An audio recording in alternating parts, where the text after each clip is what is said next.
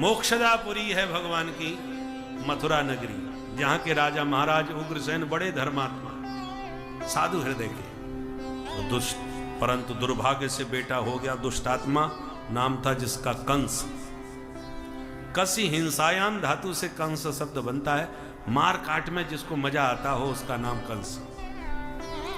इतना दुष्ट पापी था कि एक दिन पिताजी को प्रणाम करने आया और प्रणाम करते ही उठा करके ले गया और जेल में पटक करके कैद कर दिया।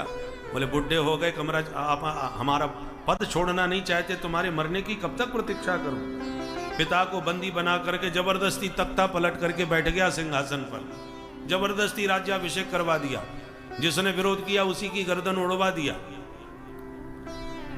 और मथुरा की सत्ता को अपने हाथ में ले लिया, अपने बाप से ही छीन के। जनता में कानाफूसी होने लगी, जो बाप का नहीं हुआ वो और किसी का क्या होगा। तो क्या करें, कंस ने जब ये बातें सुनी तो उसको लगा कहीं तख्ता पलट मेरा ही ना हो जाए, जनता विद्रोह कर जाए तो किसी को भी गिरा सकती है। तब इसने क्या किया, मंत्रिमंडल से परामर्श किया क्या करना चाहिए। तो सबने कहा महाराज जनता बड़ी भोली है, अच्छे अच्छे दो चार काम बढ़िया बढ़िया करो तो जनता सब बातें भूल जाती है। तो ठीक है, तो इसने अपनी चचेरी बहन देवक की बेटी देवकी का विवाह वसुदेव जी से पक्का कर दिया और उस विवाह में इतना अद्भुत इसने समारोह किया कि पूरे मथुरा शहर को दुल्हन की तरह सुसज्जित कर दिया। धूमधाम से देवकी का विवाह वसुदेव जी से करके विदाई की। तो जनता आपस में चर्चा करने लगे लोग कि महाराज की सगी बहन नहीं है देवकी, पर फिर भी देखो कितनी उदारता के साथ अपनी बहन का विवाह कर रहे हैं। कुछ लोग कहने लगे महाराज का स्वभाव नारियल जैसा है, ऊपर से थोड़े कठोर लगते हैं पर भीतर से तो बिल्कुल कोमल है, पानी पानी। जब ये सकारात्मक टिप्पणियां सुन के कंस ने कहा इसका मतलब माहौल अब बदल रहा है, मेरे प्रति लोगों की धारणाएं बदल रही हैं, तो कुछ और नाटक करना चाहिए तो और अच्छी भावना बनेगी। तो और ज्यादा नाटक दिखाया। विदाई की बेला में रथ के सारथी को उतार के बोला नीचे उतरो, मैं अपनी बहन जी की विदाई देख नहीं पाता, इसलिए मैं स्वयं बहन को विदा करने घर तक जाऊंगा, मैं उसको विदा करते देख नहीं पाऊंगा। और जो महाराज इसने झरझर आंसू बहा के रोना चालू किया, भोली वाली जनता भावुक हो गई। ओहो महाराज इतने भावुक हैं, ये तो आज ही पता चला हमको, कितने सज्जन हैं, कितने सहृदय हैं। और जब रो रो के विदा रथ हाँकने लगा बहन जी को ससुराल पहुंचाने के लिए, देवताओं ने देखा, देखो कितना दुष्ट है, भोली भाली जनता को उल्लू बना रहा है, इसका असली चेहरा जनता के सामने उजागर करना बहुत जरूरी है। इसलिए देवताओं ने आकाशवाणी से उद्घोष कर दिया, अस्यास्वामष्टमो गर्भो हंतायाम बहसे बुध। है मूर्ख कंस, याद रख जिस बहन देवकी के विवाह में तू इतना गदगद और भावुक है, इसी देवकी का 8वां लाल तेरा बनेगा काल। सुनते ही कंस की आंख हो गई लाल। भगनी महंत मारब्ध खड्ग पाणी कचे ग्रहित, एक क्षण में इसका माथा घूम गया और तुरंत देवकी के केस पकड़ के रथ से नीचे पटक कर निकाल तलवार, खड्ग प्रहार करने को हुआ कि वसुदेव जी ने हाथ पकड़ लिया। रुको रुको महाराज, जोश में होश मत खोइए। अरे वसुदेव तुमने सुना नहीं ये मेरे काल को जन्म देगी। वसुदेव जी ने कहा मैंने सब सुन लिया, परंतु आकाशवाणी ने देवकी को काल नहीं बताया है। देवकी के गर्भ में जो बालक है उसको काल बताया कि इससे बच्चा जो होगा वो तुम्हारा काल है। तो देवकी को क्यों मार रहे हो महाराज? ये सारी जनता तुम्हें देख रही है, विदाई की बेला है, बहन सुहागिन बनी है, तुमसे आशीर्वाद की अपेक्षा करती है और तुम उसका वध करोगे। अरे महावीर पुरुषों को स्त्री पर हाथ ही नहीं उठाना चाहिए और तुम ऐसे बड़े वीर के अपनी बहन पर हाथ उठाओगे। पर जनता सब जान गई ये कितना पाखंडी है। अभी जिसके लिए आंसू बहा के रो रहा था, 1 मिनट में उसी की गर्दन उड़ाने को तैयार हो गया। दुष्टों का प्रेम पानी की लकीर की तरह होता है, न तो बनते देर न मिटते देर। और सज्जनों का प्रेम पत्थर की लकीर होता है, जल्दी किसी से प्रेम करते नहीं, और प्रेम किया है तो जीवन भर उसका निर्वाह करते हैं। पत्थर पर लकीर बनती नहीं, बन गई तो फिर मिटती नहीं। और वसुदेव जी के समझाने पर कंस को समझ में बात आ गई। अच्छा, तो एक समझौता करते हैं क्या? जब तक 8 बच्चे नहीं होते तुम दोनों को मेरे पास ही रहना पड़ेगा। वसुदेव जी ने कहा मैं स्वीकार है महाराज। पत्नी की जो रक्षा करे उसी को पति कहते हैं। पारक्षणे धातु है, पाति रक्षती पति। पति धर्म का पालन करके वसुदेव जी ने अपनी पत्नी देवकी को बचा ही लिया, पर दोनों को बंधक बना लिया कंस ने। समय पाकर के पहला बेटा हुआ, प्रथम पुत्र को वसुदेव जी ने स्वयं कंस को लाके दिया। कंस बड़ा खुश हो गया। ले जाओ, खतरा मुझे 8 में से है तो इसको क्यों मारूं? चले गए। और उसी समय नारद जी पहुंच गए। नारद जी ने जब ये वातावरण देखा तो मन में सोचा कि दुष्ट ऐसे दया दिखाएगा तो जल्दी नहीं मरेगा। सबसे बड़ा महापाप होता है बाल हत्या। जब ये बच्चों को मारेगा तभी ये जल्दी मरेगा। इसलिए कंस के सन्मुख नारद जी ने लाके कमल का फूल दिखा दिया। बोले बताओ इसमें 8वीं पंखुड़ी कौन सी है? बोले 1 2 3 4 5 6 7 8, ये रही 8। बोले यहां से क्यों गिनते हो? यहां से गिनो। अब यहां से गिनो, अलग अलग गिनवाई तो 8वीं नजर आई। अब बुद्धि चकराई। अरे गुरुजी, अब मैं समझ गया आप क्या कहना चाहते हैं। इसका मतलब पहला भी 8वां भी पहला हो सकता है। मुझे खतरा नहीं लेना चाहिए। तुरंत वसुदेव जी को बुला करके बच्चे को छीन लिया, उठा के पटक दिया। मूर्ख और संख दूसरों के भूखने से बचते हैं। इनका अपना कोई स्वविवेक नहीं होता। कंस का बुद्धि घुमा दी और कंस ने इसी प्रकार देवकी के 6 पुत्रों की लगातार हत्या की। सप्तम गर्भ में भगवान ने शेष जी को भेज दिया कि अब की बार तुम बड़े भैया बन जाओ, हम छोटे बनेंगे। और योग माया को बुला के निर्देश दिया कि देवकी के गर्भ का आकर्षण करके रोहिणी के गर्भ में उसे स्थापित कर दो। ये गर्भांतरण प्रक्रिया जो आज भी वैज्ञानिक करने लगे। और तुम स्वयं यशोदा मैया की बेटी बन जाओ।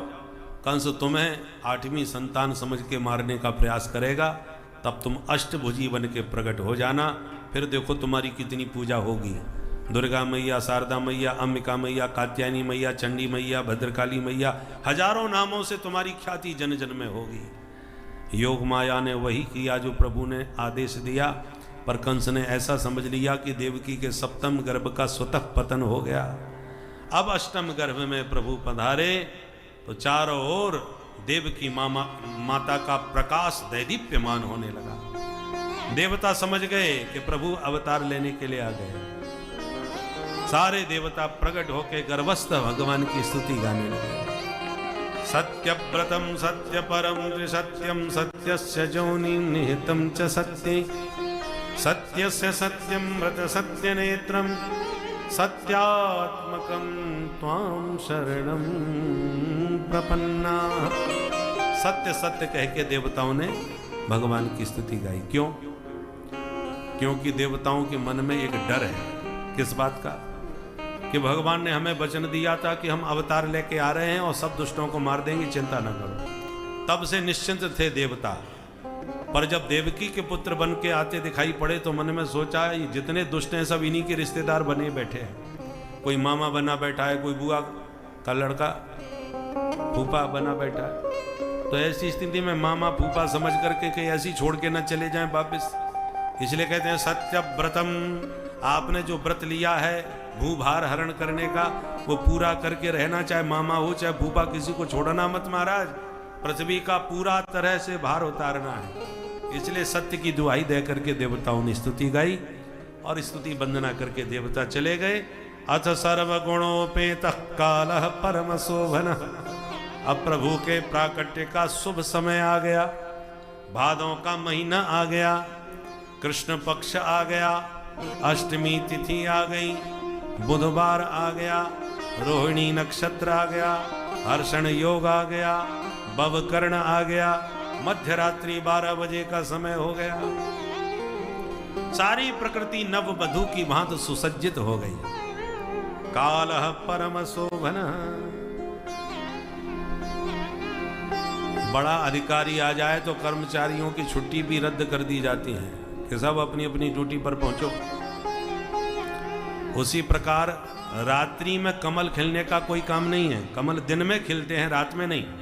पर कमलाकांत रात के 12 बजे आ रहे हैं तो रात में भी सरोवर में कमल खिल के कमलाकांत का स्वागत कर रहे हैं। सारी प्रकृति नववधू की भांति भगवान के स्वागत में सुसज्जित हो गई। देवकी वसुदेव ने कारागृह में भगवान को शंख चक्र गदा पद्म लिए प्रकट रूप से देखा। वो लक्ष्मी नारायण भगवान की जय। जो श्री नारायण का दर्शन हुआ, देवकी वसुदेव ने हाथ जोड़ के दंडवत करके स्तुति गाई। भगवान बोले, मां आपने मुझसे पुत्र के रूप में मांगा था, आज मैं तुम्हारा पुत्र बन के ही आ रहा हूं। पर 4 हाथ वाला बन के इसलिए आया हूं कि बेटा बनते ही मुझे गोकुल में छोड़ आना, वहां कन्या का जन्म हुआ है, उस कन्या को उठा लाना, बाकी किसी से बिल्कुल मत घबराना। सारी बातें समझाकर बभूव प्राकृत शिशु, नन्हे से बच्चे बन के भगवान माता देवकी की गोदी में प्रकट हो गए। बोल बाल कृष्ण लाल की जय। पर रोए गाए बिल्कुल नहीं, तूष्णीम बभूव, बिल्कुल चुपचाप रहे। जबकि रामावतार में खूब गला फाड़ के रो रहे थे। सुन बचन सुजाना रोदन ठाना, होए बालक सुर भूपा। राम जी तो बहुत रोए थे पर श्याम जी ने आवाज ही नहीं निकाली। क्यों? क्योंकि जानते हैं रामावतार में रोए थे तो दास दासियां मंगल गीत गाती नाचती कूदती आई थी। और कन्हैया जानते हैं हम कहीं रो पड़े तो लाठी बंदूक लेके मामा जी टूट पड़ेंगे। यहाँ का माहौल ठीक नहीं है, इसलिए शांत ही रहो। इसलिए भगवान ने कोई आवाज नहीं की, मौन रहे। परंतु वसुदेव जी ने देर न लगाई, लाला को उठा के सूप में लिटा के सिर पर बैठा के जैसी चलने को हो गए, हथकड़ी बेड़ी अपने आप ही खुल गई, दरवाजे खुल गए। जितने पहरेदार थे सब खर्राटे बजा के सोए गए। जीव का जगदीश से संबंध जुड़ते ही भव बंधन खुल जाते हैं, अज्ञान के कपाट हट जाते हैं, काम क्रोध आदि शत्रु सब सो जाते हैं और जीव शुद्ध बुद्ध और मुक्त हो जाता है। जैसे वसुदेव जी भगवान को पाकर के मुक्त हो गए। जैसे आगे बढ़े तो आकाश के मेघ मंडलों ने दर्शन किए तो जमुना जी को पति का मुंह तो दिखा नहीं, ससुर जी की दाढ़ी पहले दिखाई पड़ गई। इसलिए बेचारी शर्मा करके तुरंत ससुर जी के चरणों में झुक गई। बोले यमुना महारानी की जय। ऐसे यमुना पार करके नंद भवन में जाके लाला को सुला के लाली को उठा करके वापिस ले आए। और जैसे ही वापिस बंदी गृह में आए, हथकड़ी बेड़ी लग गई, दरवाजे सब बंद हो गए। और कन्या ने फिर जो गला फाड़ के रोना चालू किया, पहरेदार जग गए, कंस को खबर दिए। कंस दौड़ा भागा आया, पर देवकी की गोदी में लाला की जगह लाली को देख के चकराया। परंतु मैं छोड़ूंगा नहीं, 8 मास कोई भी हो।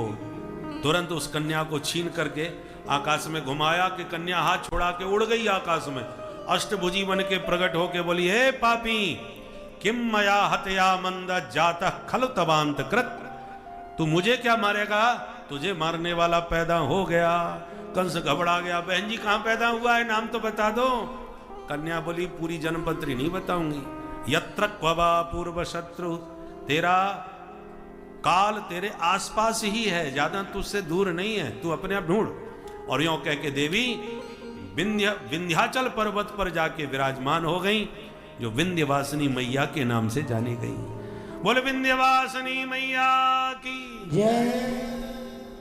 इस वचन को सुन के कंस घबरा के देवकी के चरणों में गिर के रोने लगा। बहन जी, आज जिंदगी में पहली बार मुझे पता चला है कि ये देवी देवता भी झूठ बोलते हैं। बताओ, देवताओं ने कहा था कि तेरा लाल मेरा काल बनेगा, और ये देवी कह रही है कि तेरा काल कहीं पैदा हो गया। या तो ये देवी झूठी या ये देवता झूठे, दो में से कोई तो एक झूठा होगा। बहन जी मुझे माफ करना, इन देवी देवताओं के चक्कर में मैंने तुझे बहुत सताया। और यों कह के इसने देवकी वसुदेव को मुक्त कर दिया और घबराता हुआ घर गया। आपातकालीन मीटिंग बुलवाई, सबको सारी घटना सुनाई। पूतना ने कहा, भैया चिंता ना करो, मेरा नाम है पूतना, आसपास एक भी पूत जीवित नहीं बचेगा, सबको ठिकाने लगाऊंगी मैं, आप निश्चिंत रहो। कंस जो कर रहा है करने दो, उधर नंद भवन में क्या हो रहा है। अब चलते नंद भवन। ब्रज की कथा आपको ब्रज भाषा में ही सुनाएंगे। नंदस्त्वात्मज उत्पन्ने जाता ह्लादो महामना। नंदस्त्वात्मज उत्पन्ने जाता ह्लादो महामना। आहूय विप्रान् वेदज्ञान् स्नातः शुचिरलङ्कृतः। आहूय विप्रान् वेदज्ञान् स्नातः शुचिरलङ्कृतः। वाचयित्वा स्वस्तयनं जातकर्मात्मजस्य वै। वाचयित्वा स्वस्तयनं जातकर्मात्मजस्य वै। कारयामास विधिवत् पितृदेवार्चनं तथा। कारयामास विधिवत् पितृदेवार्चनं तथा। नन्दस्वात्मज उत्पन्ने जाता ह्लादो महामना। नंदस्त्वात्मज उत्पन्ने जाता ह्लादो महामना। जाता ह्लादो महामना। जाता ह्लादो महामना। बोल नंद के लाला की। नंद बाबा 90 साल के डोकरा है गए, पर छोरा छापरो कोई ना भयो। एक बार संत महंतन की मंडली गोकुल में आई। नंद बाबा ने सबन को स्वागत किया, खीर मालपुआ रबड़ी चकाचक घुटवाई। तो महंत जी ने डकार लई और आशीर्वाद दियो, नंद बाबा पुत्रवान भव। सही नंद बाबा गदगद होके बोले, महाराज 90 वर्ष को डोकरा है गयो, अब या बुढ़ापे में का छोरा है जाएगो। अब तक तो भयो ना है, अब आगे की खबर ना है। महंत जी बोले, तेरे एक छोरा ना है? बोले, मेरे कोई ना है महाराज। हे भगवान, तो मोहते भगवान जाने कैसे आशीर्वाद कर गयो। अब आशीर्वाद दयो है तो छोरा तो अब होके ही रहेगो। नंद बाबा बोले, तब तो रोज रबड़ी घुटन दो महाराज, आपकी कृपा से 9 लाख गैया घर में है, दूध दही की काऊ बात की कमी ना है, खूब छानो घोटो, बस यही आशीर्वाद दो। संतन ने चिमटा गाड़ लिए, आसन जमाई लिए। संतन के आशीर्वाद को चमत्कार भयो। कछु दिनन में यशोदा जी को लाभ है। पूरे ब्रज में बात फैल गई, जसोदा के छोरा हो बेवारो है। गोपियन को भनक पड़ी तो गोपियन ने खुशी के मारे 84 गज के लहंगा सिलवाए लिए, बढ़िया चुनरी बनवाए ली। जादना जसोदा के छोरा होगो, बादना यही लहंगा चुनरी में जाऊंगी लेके बधाई। छोरा भयो ना, 6 महीना पहले से तैयारी चालू। नंद बाबा अपनी बहन जी ये बुलावे पहुंच गए, बहन सुनंदा तू जल्दी घर चल, बुआ बनवे बारी है। इतना सुन के नाचती कूदती झूमती 4 महीना पहले ही चली आई सुनंदा जी भाभी जी की सेवा करवे को। यशोदा जी का जब विवाह हुआ और दुल्हन बन के घर आई तो सुनंदा जी ने भाभी का मुंह देखा तो गले में हीरे का हार जगमगाता नजर आया, 9 लखा हार। देख करके सुनंदा ने मन में संकल्प लिया, जादना में बुआ बनूंगी, बादना भाभी से ये हार मांग के ही रहूंगी। पर बा बेचारी को बुढ़ापो आ गयो, हार मांगवे को दिन ही ना आवे। आज खुशी के मारे उछलती सुनंदा जी भाभी जी की सेवा में लगी है। बोलो राधे राधे। जो सबको यश देती हो उसका नाम यशोदा, यशः ददाती। और जो सबको आनंद देता हो उसका नाम नंद, नंदयति जगदिति नंदः। जो सबको आनंद दे वा को नाम नंद, और जो आनंद न दे वा को नाम ननद। बोलो राधे राधे। कोई भाग्यशाली भाभी होगी जाकू ननद से सुख मिले, नहीं तो प्राय ननद के नाम से भाभी जी की धड़कन बढ़ जाए। पर ये ननद नहीं है, इनका नाम है सुनंदा, जिनके आने का समाचार सुनते ही जसोदा भाभी प्रसन्न रह जाए। क्या सुनंदा आ गई, अमोय घर की चिंता न है। दौड़ दौड़ के सेवा कर रही थी कि अचानक आज कब वसुदेव रात में आए गए, अदला बदली कर गए, काऊ पतो ही ना चलो, सब सोते रह गए। नींद खुली तो सबसे पहले सुनंदा जी जगी। जब देखा दरवाजे खुले पड़े हैं तो चक्कर में पड़ गई, अरे राम राम, घर की काऊ चिंता ही ना है, सबरे दरवाजे खुले पड़े रात में और भाभी जी अभी तक ना जगी। तो भाभी के कमरे में झरोके से झांक के खिड़की से देखा तो नील कमल जैसा नन्ना सा लाला जसोदा भाभी के अंक में किलकारी भरता नजर आया। जो यह दृश्य देखा, सुनंदा भाग के भीतर भवन में गई और कमरे में जाके लाला की आभा प्रभा शोभा निकटता से निहारी तो जोर से खुशी के मारे उछलती वही दौड़ी, है गो है गो है गो है गो है गो। सबरे ग्वाला भागे भागे आए, कहा भयो, मुंह पे हाथ धर के बोली कचूना भयो। तो ऐसे काहे कौन चिल्लाई, हम तो घबरा गए भाई, बात का है। मन में सुनंदा जी ने सोचा खुशखबरी पहले भैया मैं ही सुनाऊंगी, मोते पहले काऊ और ने खबर पहुंचा दी तो मेरो तो 9 लखा हार गयो पानी में। तो तुरंत बोली मैं सब बाद में बताऊंगी, पहले ये बताओ भैया कहाँ हैं। कुछ ग्वाला बोले अथाई पर बैठे बैठे माला सटका रहे, हम अबाली मिल के आए। तो सुनंदा जी भागी भाई अथाई पर गई, तो ग्वालन के बीच में नंद बाबा माला जप रहे। वो मंत्र कौन सो जप रहे, अब तो भयो ना आगे पतो ना, सबरे मंत्र भूल गए, एक ही धुन सवार है, कब छोरा होवे कब खुशी को समाचार आवे। इतने में सुनंदा पहुंच गई, अरे भैया मैं कहाँ का तुम्हें बाबरी बनी खोजती फिर रही हूँ, तुम यहाँ बैठे माला सटकाए रहे हो। तुरंत बोले बहना जल्दी बता खबर का है। बोले भैया पहले ये बता इनाम का है। अब बाबा की धड़कन दुगनी है गई, मालूम पड़े चौकी खबर लाइए। तुरंत तिजोड़ी की चाबी बगल में से निकाल के सुनंदा के हाथ पे धर दी, बहना ये तिजोड़ी तेरे ही हाथ में है, जो मर्जी आवे सो बधाई ले ले, पर देर मत कर, फटाफट बता। तब कान में आके सुनंदा बोली भैया तेरे घर में लाला को जन्म है गयो, बोल नंद के लाला की। इतना सुनते ही खुशी के मारे नंद बाबा तो झूमने लगे, तुरंत बुलायो नाई, पूरे ब्रज में लगवा दी दुहाई। जैसी गोपी ग्वालन ने समाचार सुना तो सब गोपी ग्वाल दौड़ दौड़ करके ले ले बधाई आने लगे। गोपियां जसोदा मैया को घेर घेर के बधाई दे रही हैं और ग्वाला नंद बाबा को घेर घेर के बधाई दे रहे हैं। अब कैसे बधाई दे रहे हैं, आपको भी बधाई देनी पड़ेगी आज। पहले हम कहेंगे मैया बधाई हो, तब गोपियां बोलेंगी मैया बधाई हो, और जब हम कहेंगे बाबा बधाई हो तो ग्वाला कहेंगे बाबा बधाई हो। अब देखें ग्वालन की बधाई जोरदार आवे के गोपियन की। आज आपकी परीक्षा है, 3-4 घंटे से आप लोग शांत बैठे हैं, आप बधाई जरा जोरदारी के साथ देना। पहले गोपियां, क्योंकि आजकल हर मामले में गोपियां नंबर 1 पे चल रही हैं, इसलिए गोपियां पहले बधाई देंगी, ग्वाला बाद में। तो क्या दें, कैसे बधाई देनी है, पहले मैं बोलूंगा उसके बाद आप बोलिएगा। मैया बधाई हो, मैया बधाई हो। ऐसे बधाई दी जाए जैसे भोजन करके ही ना आई हो। भोजन की चिंता है ना, कथा के बाद फिर भोजन करना है और सब बन के तैयार है, घर में जाके चूल्हा नहीं फूंकना। इसलिए पूरी दमदारी के साथ दोबारा बधाई दो। अरे गोपियन की बधाई बरसाने में सुनाई पड़ी, तुम्हारी बधाई तो या मंडप के बाहर ना निकली होगी, इसलिए पूरी दमखम लगा करके सब गोपियां बधाई दो। मैया बधाई हो। मैया बोली बहनाओ बार बार बधाई हो, तुम सबन के आशीर्वाद से बुढ़ापे में खुशी को दिन देखने को मिलो है। अब आ गए हमारे मूछन वारे ग्वाला। भाई ब्रजवासियों, बात खराब ना है जाए, पूरी दम लगा के बोलियो आगे पीछे से। क्या बोलना है? बाबा बधाई हो, बाबा बधाई हो। माइक में नहीं मानी जाएगी भाई, बेईमानी है जाएगी।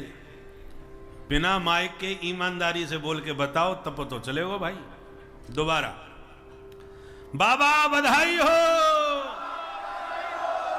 मैया बधाई हो। भाई ब्रजवासियों, अपनी मूछन की लाज बच गई। गोपी ग्वाल साहब झूम रहे, नाच रहे हैं और मस्ती में गा रहे हैं। क्या गा रहे हैं? चलिए हम भी प्रेम से गाएं और नंद भवन में अपने को अनुभव करते हुए प्रेम से नाचें और प्रेम से बधाई पाएं। अरे कन्हैया झूले पलना, निक धीरे झोटा दीजो। कन्हैया झूले पलना, निक धीरे झोटा दीजो। मेरो लाला झूले पलना, निक धीरे झोटा दीजो। मेरो लाला झूले पलना, निक धीरे झोटा दीजो। अरे धीरे झोटा दीजो, निक भोले झोटा दीजो। धीरे झोटा दीजो, निक भोले झोटा दीजो।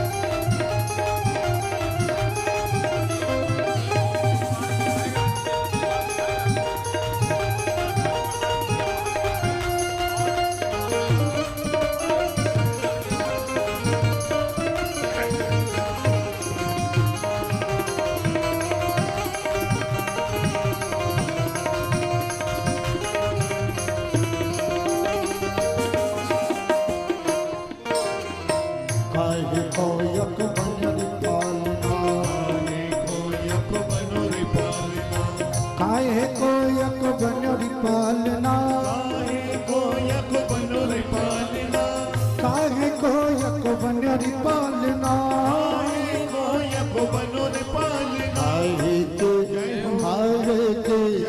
आए के लागे फोना के भोले झूठा दीजो काहे के लागे जोड़ना के बोले जो का दीजो के भोले झूठा दीजो के धीरे धीरे झूठा दीजो बोले जो का दीजो धीरे धीरे जो का दीजो मेरो लाल झूले पहले ना के भोले झूठा दीजो हो मेरो लाला झूले पर देना के होने जो का दीजो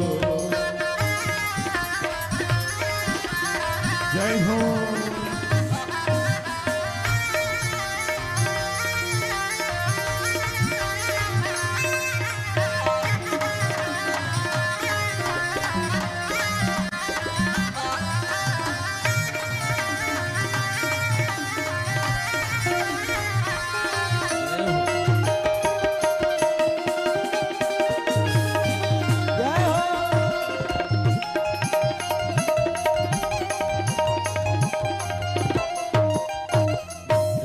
को यक बनरी पालना रेशम को यक बनोरे पालना नन को यक बनरी पालना रेशम को यक बनोरे पालना चंदन को यक बनरी पालना चंदन को यक बनोरे पालना चंदन को यक बनरी पालना चंदन को यक बनोरे पालना